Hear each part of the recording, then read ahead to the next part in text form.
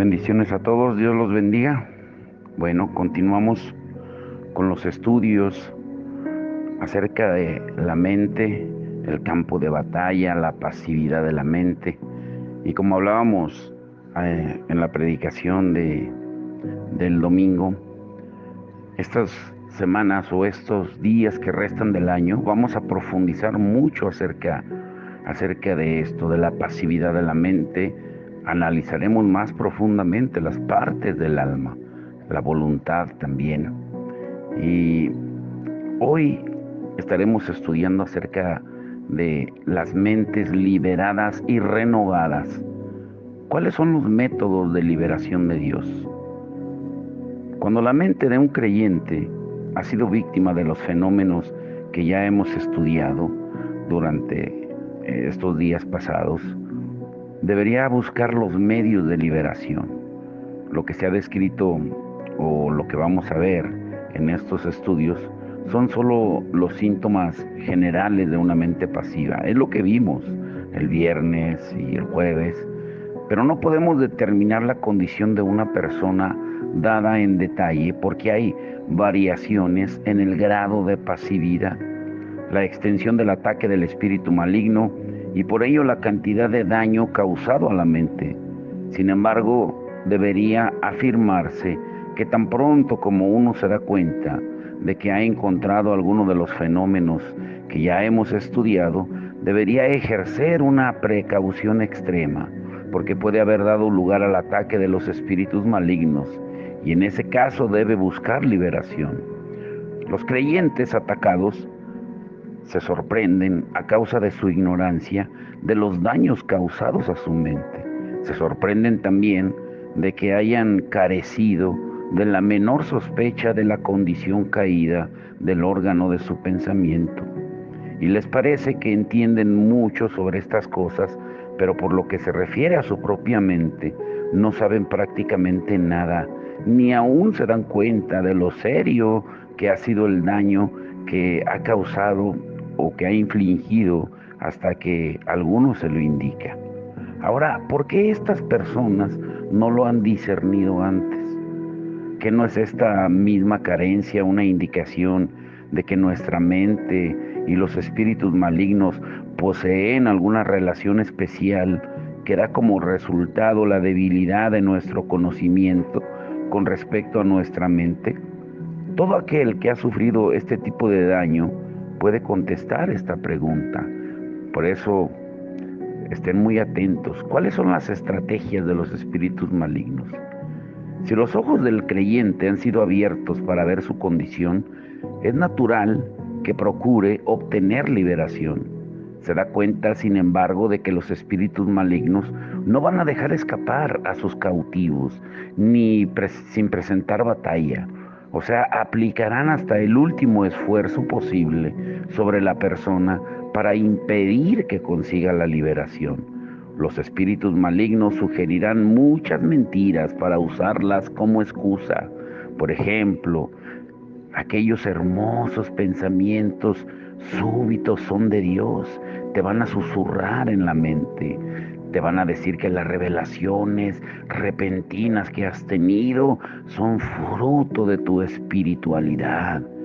Te van a decir que la mala memoria que has tenido es debido a tu salud y que es natural que olvides cosas de repente, que tu hipersensibilidad es debida a tu temperamento, que la poca memoria pues es una herencia de familia, que el insomnio que tienes que es el resultado de malestar físico, que estás simplemente cansado y que no puedes pensar porque has estado trabajando en exceso, que esa incesante contemplación por la noche, donde no puedes dormir, pues viene de tu mente que está agotada durante el día, que los pensamientos impuros surgen de tus pecados, que ya has caído y que no puedes hacer caso de otros a causa de tu ambiente particular y debido a tus faltas. Estas son algunas de las sugerencias que los espíritus malignos pueden poner en la mente. Los malos espíritus pueden fabricar toda clase de excusas y a menos que el creyente se dé cuenta de que es realmente atacado y realmente ha caído de su estado normal, el enemigo usará estas y otras excusas como medio para disimular y cubrir el terreno que ha ganado. Pero la verdadera razón se encuentra en el hecho de que la mente es pasiva y vacía y por ello está ocupada por estos espíritus satánicos. Espero que hayan escuchado con mucha atención los estudios pasados para que puedan entender lo que veremos durante esta semana. Cada uno de estos fenómenos es el efecto de su obra. Concedemos también la posibilidad de que se hayan mezclado causas naturales con estas excusas, pero la experiencia de muchísimos creyentes confirma que los poderes de las tinieblas son en extremo sutiles para operar a lo largo y en conjunción con causas naturales para engañar a los santos a aceptar estas causas naturales, como el temperamento, la condición física y el ambiente, y como la única explicación, y olviden por completo la mezcla sutil con los malos espíritus, porque ellos se deleitan en esconder su obra tras de alguna pequeña causa natural. Hay una prueba que puede usarse aquí, sin embargo, y es que si la causa es natural, la condición del hombre va a ser restaurada una vez que es eliminado el factor natural. Pero si hay algo sobrenatural añadido a lo natural, entonces el hombre no va a recobrarse, aunque el elemento natural sea quitado. Si uno tiene insomnio, por ejemplo, el enemigo sugerirá que es debido a un exceso de trabajo y a que la mente está agotada. Y si se escucha esto y se cesa de trabajar y se descansa durante un periodo sin ejercitar la mente, pero los pensamientos siguen inundando la mente y van de un lado a otro durante el sueño, esto demuestra que la enfermedad no es enteramente debida a causa natural. Hay algo sobrenatural añadido a ello en algún punto. Si uno no trata el aspecto sobrenatural, la eliminación del elemento natural no servirá a propósito alguno. Por eso es de gran importancia que los hermanos que tienen estos problemas examinen hoy la fuente de estas excusas. Los poderes malvados son muy hábiles en engañar a la gente por medio de sus explicaciones en términos de fenómenos naturales que son estratagemas o estrategias de ellos y les llevan a imaginarse que están equivocados. Estos individuos así o personas inconscientemente cubren lo que están haciendo los espíritus malignos y como resultado el creyente debe examinar cuidadosamente toda excusa que le viene a la cabeza. Toda razón debe ser escudriñada y todo síntoma en la mente debe ser buscado. De otra manera se interpretan lo sobrenatural como natural. Y si este es el caso, han cedido terreno al enemigo. Toda opinión que se tenga sobre uno mismo debe ser probada para que no ceda nuevo territorio a los espíritus malignos antes que el antiguo haya sido recobrado. Ahora, debido a esta larga recapitulación, una persona puede cometer fácilmente el error fatal de defender las operaciones malévolas de los espíritus malignos. Y esto es necesario evitarlo, porque si se hace, se les ayuda a disimular la causa verdadera de su ataque. Aunque el creyente sufre a pesar de toda esta colaboración con los espíritus malignos para que pueda preservar su terreno. Las huestes del diablo en esta coyuntura están incitando a la carne del creyente a que coopere con ellos. Y en realidad, pongan atención en esto, la carne siempre coopera con el diablo, sea por no quedar mal o por cualquier otra causa. El cristiano rehúsa creer que su mente puede en modo alguno estar ocupada por el diablo y se niega a escuchar nada con referencia a él y sus obras. Y esta aversión a examinarse por miedo de que se pueda perder la experiencia espiritual es un gran obstáculo para la liberación. Y puede contestar varias cosas como, yo no necesito liberación, ¿por qué voy a querer ser liberado?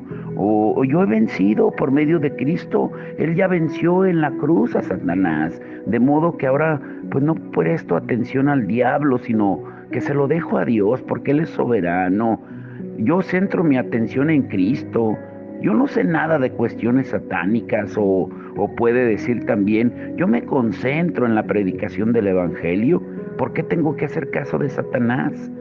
Y son estas y muchas otras respuestas que las puede usar para rechazar la idea de que las acciones de los espíritus malignos operen en él. ¿Mm? Es posible que su mente haya sido ya trabajada por Satanás y por ello está aprensivo sobre el hacer frente a la situación una vez que se le ha mostrado. Por eso Oseas 4:6 dice que el pueblo perece por falta de conocimiento. Isaías 5:13 dice que el pueblo es destruido por falta de conocimiento. Y la verdad es que el creyente está familiarizado con muchas cosas ya respecto al diablo y no le importa saber nada más. Con todo, el Evangelio de Jesucristo salva a la gente no solo del pecado, sino también del diablo. ¿Por qué puedes tener miedo si el diablo es mencionado cuando se predica el Evangelio? ¿No es esto similar a la persona que ha cometido cierto delito y tiene miedo de que se mencione aquel delito particular? Ahora, debido a su preocupación con el diablo, el creyente se resiente de que la gente le mencione.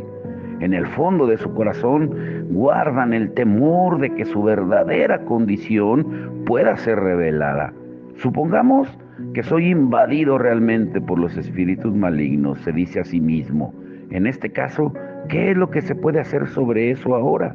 Y de esa manera habla a los otros, como ya hemos dicho, tanto para cubrir la cosa como para consolarse él mismo. Pero si el creyente recibe y acepta la luz y empieza a buscar liberación, los espíritus malignos comienzan a derramar en su mente cargas de acusaciones, como dice Apocalipsis 12:11, sobre toda clase de errores que le condenan y reprueban con tal furia que se queda sin energía para recobrar su terreno perdido. Ellos saben que han obtenido luz y que no pueden engañarle ya más. Por lo tanto, cambian sus tácticas y empiezan una interminable cadena de acusaciones.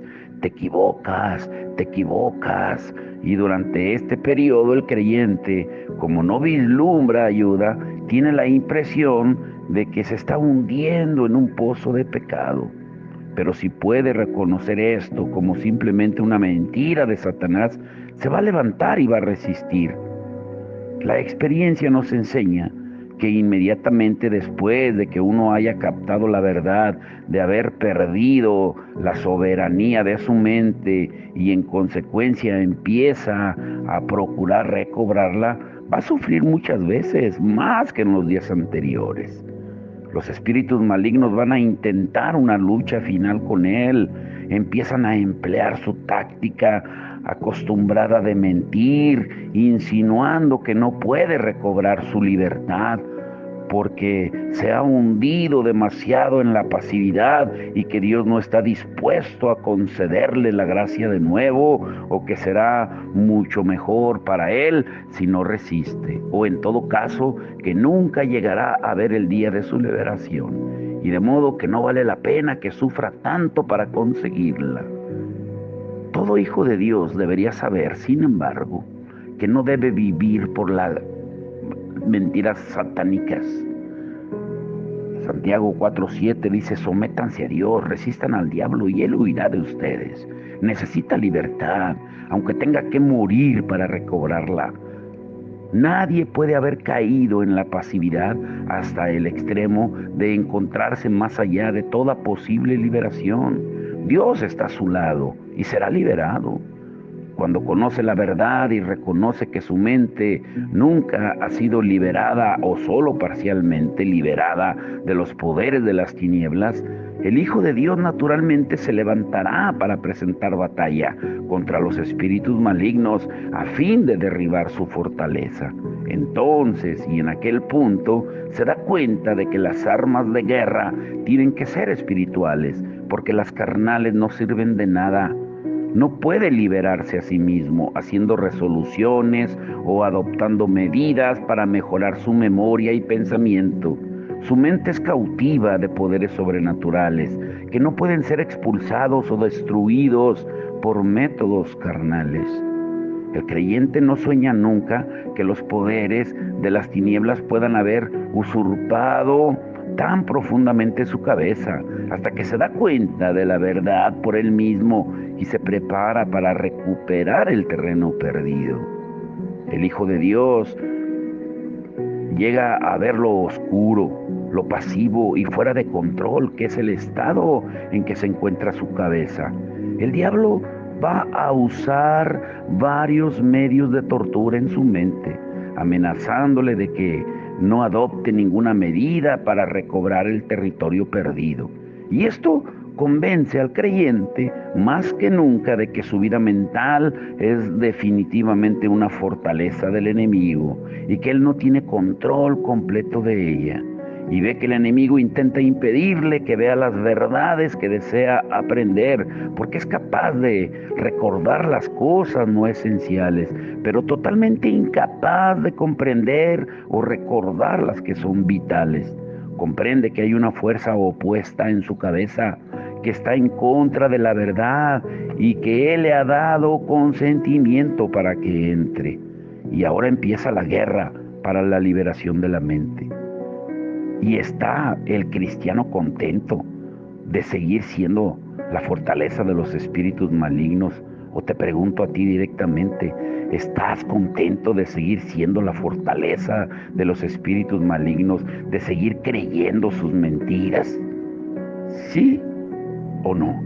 ¿Quién puede resolver este problema? ¿Dios? No, eres tú. Es el hombre mismo. Él debe escoger si quiere ofrecerse él mismo enteramente a Dios o permitir que su mente siga siendo un esclavo de Satanás. ¿Van los poderes de las tinieblas a permitirle que utilice su mente?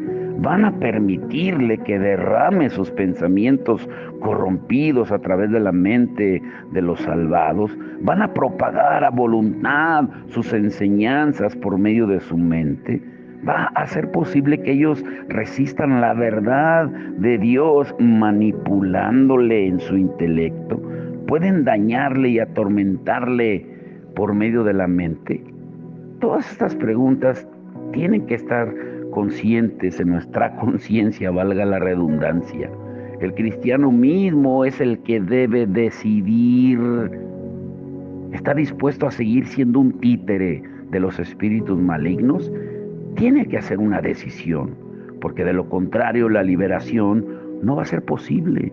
Indudablemente, toda decisión por Dios no significa que ya haya vencido, solo indica si está oponiéndose realmente al ataque del enemigo.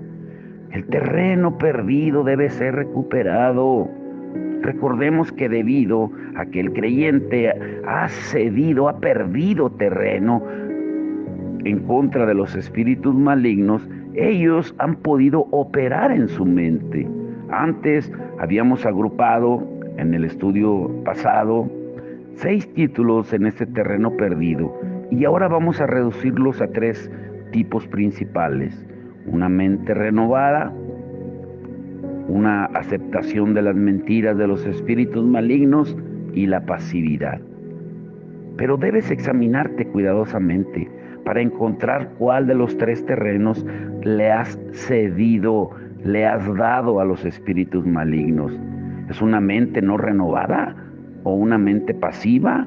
¿O has aceptado las mentiras de los espíritus malignos? ¿O le has cedido terreno en los tres? A juzgar por las experiencias de los cristianos, un gran número, escúchalo bien, han dado los tres al diablo y a sus servidores. Han permitido una mente no renovada, han aceptado las mentiras y han tenido su mente en pasividad. Al aislar el punto o puntos por los cuales él ha cedido terreno a los espíritus malignos, tiene que disponerse inmediatamente a recobrar todo el terreno que ha perdido. Esta es su única salvación, como ha degenerado hasta el estado presente mediante esta cabeza de puente cedida a los espíritus malignos. Podrá librarse solo cuando se ha recobrado ese territorio. La mente no renovada debe ser renovada. Las mentiras debe ser encontrada y desmentida. Y la pasividad ha de tornarse en acción libre. Pero veamos uno por uno. Número 1, la mente renovada. Efesios 4:23 dice que nos renovemos en el espíritu de nuestra mente. Dios desea no solo un cambio en la mente de sus hijos al tiempo de la conversión, desea también una mente que sea totalmente renovada, que sea transparente. Y encontramos esto, que lo manda la palabra de Dios. La razón por la que Satanás puede obrar es que el cristiano no ha sido liberado enteramente de la mente carnal y puede empezar con una mentalidad estrecha que no tolera a los demás, o una mentalidad oscurecida que no puede comprender las verdades profundas, o una mentalidad insensata que no puede llevar ninguna responsabilidad y después se desliza en pecados profundos. Y esto es porque la mente que es carnal es enemiga de Dios, como dice Romanos 8:7. Una vez conocida la enseñanza de Romanos 6, muchos cristianos se consideran ya como librados de su mente carnal. Creen que han muerto al pecado, pero no es verdad. Lo que ven es que la cruz tiene que operar minuciosamente en cada área del hombre. Como dice Romanos 6:11 al 12, considérense muertos al pecado, pero debe de ir seguido de que el pecado no reine en vuestros cuerpos mortales. Siguiendo el cambio de mentalidad, tiene que llevar todo pensamiento cautivo a la obediencia de Cristo, como dice 2 de Corintios 10:5. La mente tiene que ser renovada por completo, puesto que todo residuo de su carnalidad es hostil, contraria a Dios. Para que nuestros intelectos, pensamientos puedan ser renovados, tenemos que acercarnos a la cruz. Y esto nos lo dice claramente Efesios 4. El apóstol Pablo describe la oscuridad de la mentalidad carnal del hombre en los versículos 17 y 18. Pero en los versículos 22 y 23 nos dice de cómo ha de ser renovada la mente. Que os despojéis del viejo hombre que está viciado conforme a los deseos engañosos, que os renovéis en el espíritu de vuestra mente.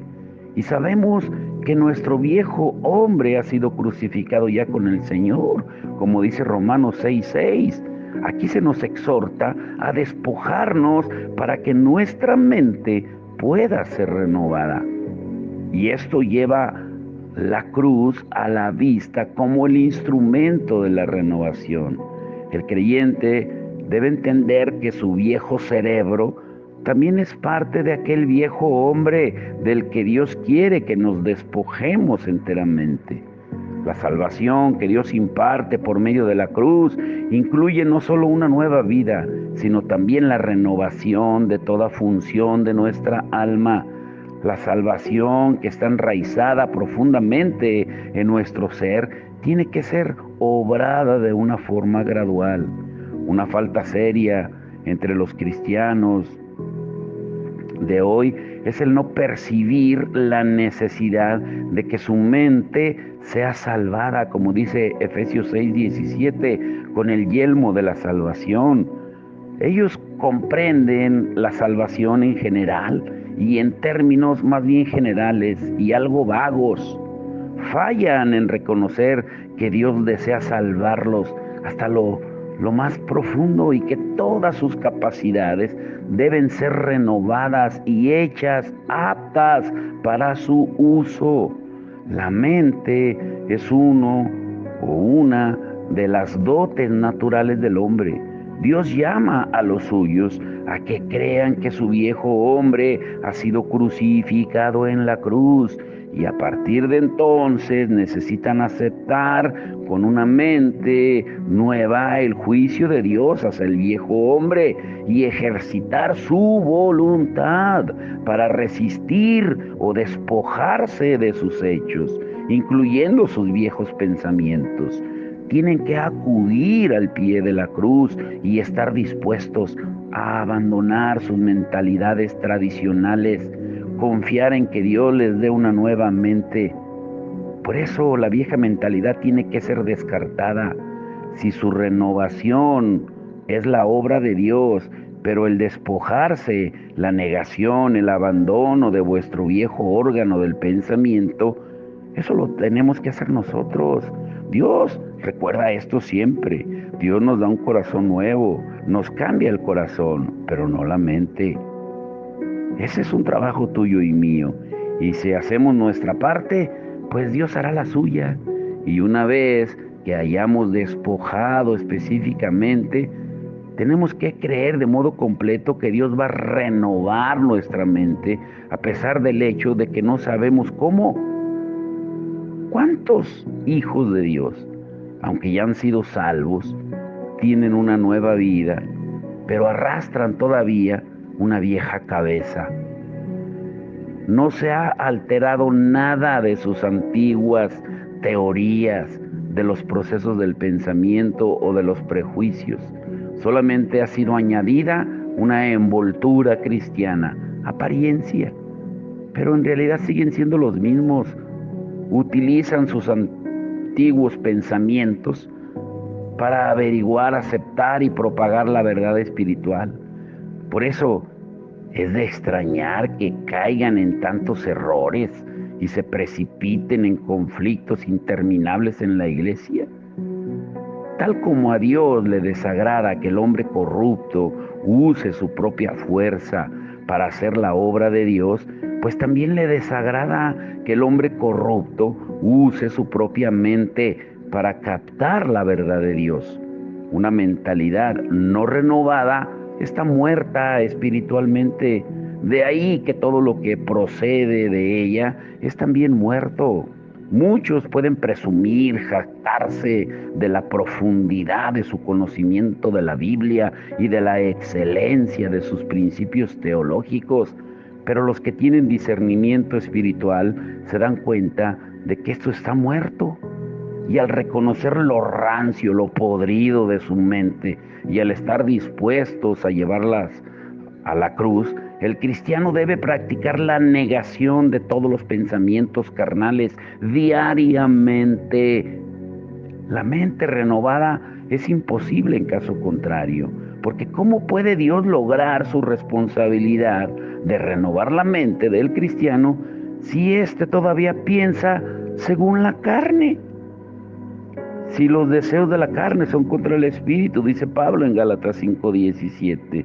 De modo paciente y decisivo, el cristiano tiene que examinar cada uno de sus pensamientos, pero a la luz de la palabra. Todo lo que no sea de él o sea contrario a su verdad, tiene que ser eliminado, suprimido de su cabeza. La sola comprensión mental de la verdad debe ser igualmente rechazada.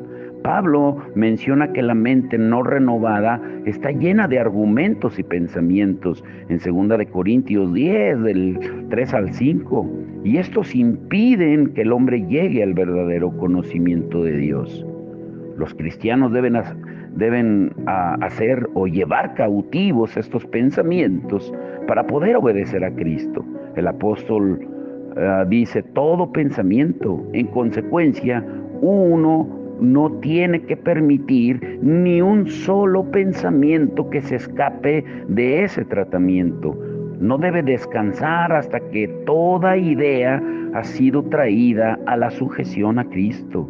El examen de este pensamiento debería determinar, número uno, si procede de la mente vieja, número dos, o emana del terreno que se ha cedido, y número tres, si va a ceder nuevo terreno a los espíritus malignos, o número cuatro, si resulta de una mente normal o renovada.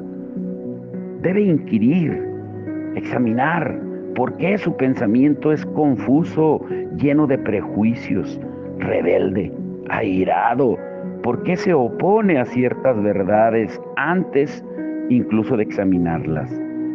¿Por qué está contra algunos cristianos o a quienes apenas ha escuchado? ¿Tiene suficiente información para resistir o bien los detesta solamente a causa de su mente natural? Durante este periodo de investigación, toda idea e imaginación debe ser escudriñada para que aquellas que proceden de la vieja creación puedan ser descubiertas y descartadas. A los que pasan sus días de modo insensato, un régimen así les va a parecer sin duda intolerable. Al ser manejados por los poderes de las tinieblas, su mente está perdida y descarriada. Pero debemos de hacer frente al hecho de que la guerra sigue, y a menos que luchemos, ¿cómo podemos volver a recobrar la fortaleza del enemigo que está en nuestra mente? El enemigo es real, pero ¿cómo podemos dejar de vigilar? Número dos, las mentiras desmedidas. Recuerden esto, que Satanás es el padre de mentira. Jesús lo dijo en Juan 8:44. Cuando una persona es salva, se coloca bajo la luz de Dios y va a descubrir con mucha frecuencia que en el pasado ha aceptado mentiras de los espíritus malignos que causaron su caída en la condición en la que se encuentra ahora. Algunas veces el cristiano adopta una actitud o acción equivocada debido a una comprensión falsa de la verdad de Dios. Al creer la mentira del enemigo, por ejemplo, al comprender mal la relación entre Dios y el hombre, al creer equivocadamente que Dios le envía directamente su pensamiento. Y así espera pasivamente y luego acepta las nociones que él supone vienen de Dios. Pero los espíritus malignos con eso consiguen lo que quieren, con su falsificación, y pueden suplirle con frecuencia numerosos pensamientos falsificados que parecen idénticos. O bien otras veces, al apropiarse lo que el enemigo ha sugerido conscientemente a su salud, o concerniente a su enfermedad y otras cosas que le afecten directamente. Y él ve que las condiciones de su cuerpo y otras relaciones resultan ser justo lo que se le había dicho. Los espíritus malignos pueden insinuar a la mente de la persona que le van a suceder ciertas cosas.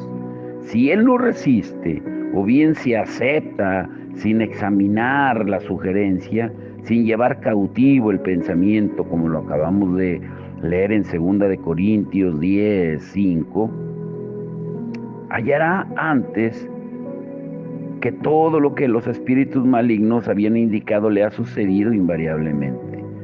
Por eso, al ejercitarse a sí mismo, al disciplinarse a sí mismo, como también hemos estudiado la disciplina personal, el Hijo de Dios va a descubrir muchas debilidades, enfermedades y otros fenómenos similares en su vida de hoy que han sido debido al hecho de que directa o indirectamente él ha aceptado las mentiras plantadas en el pasado por los espíritus malignos en su mente.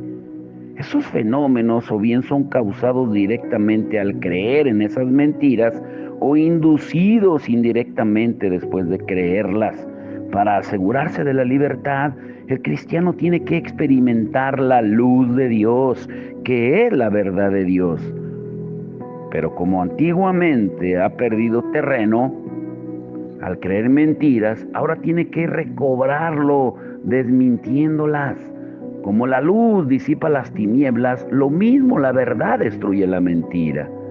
El santo o el creyente tiene que procurar captar toda la verdad referente a él mismo, a Dios y a los espíritus malignos. Debe pagar el precio para poseer esas verdades.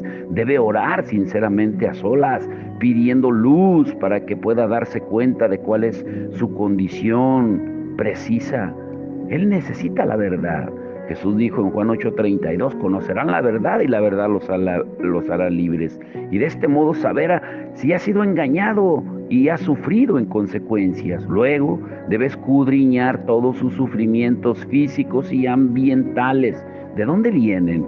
¿Qué es lo que ha provocado estas dificultades? ¿Fue debido a las mentiras de Satanás o por adoptar alguna acción falsa por medio de su aceptación de alguna mentira? Y debería buscar la fuente y luego en silencio y oración esperar ser iluminado por la luz de Dios. El diablo aborrece la luz y la verdad porque la luz y la verdad le quitan el terreno que necesita para trabajar. Cada palabra de verdad tiene que ser conquistada luchando en la mente del creyente. Los espíritus malignos procuran impedirle que llegue a la verdad sobre sus operaciones y además intentan disimular el fenómeno particular que resulta de aceptar una mentira particular. Su principio de operación es siempre impedir que vean la luz. Por eso él ciega, como dice 2 Corintios 4:4, la luz del entendimiento, para que no le resplandezca la luz del Evangelio. Un cristiano debe buscar la verdad en todas las cosas.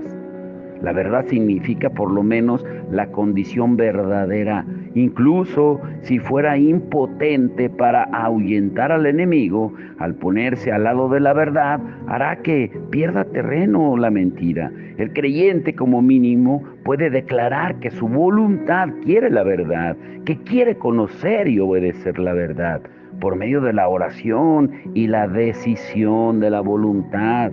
Debe resistir toda mentira satánica, sea cual sea la forma que tome, un pensamiento, una fantasía o un argumento. Y al hacerlo, el Espíritu Santo tiene la oportunidad de llevar la mente oscurecida a la luz de la verdad de Dios. En la experiencia práctica, el creyente algunas veces pasa meses antes de discernir una mentira satánica. Primero tiene que resistir en su voluntad todo terreno de los espíritus malignos y después derribar una tras otra las mentiras que antes ha creído pero que ahora ya no cree. Y de esta manera va a recobrar gradualmente todo el terreno cedido. No va a creer ni aún en lo más mínimo lo que dicen los espíritus malignos, y así estos van a perder su poder. Mañana veremos el tercer punto: cómo reconocer cuando ya estamos en la normalidad. ¿Cómo reconocerlo? Necesitamos aprender las leyes de la mente, que es lo que veremos mañana. Estarán estos estudios muy profundos. Necesitan escuchar y reescuchar.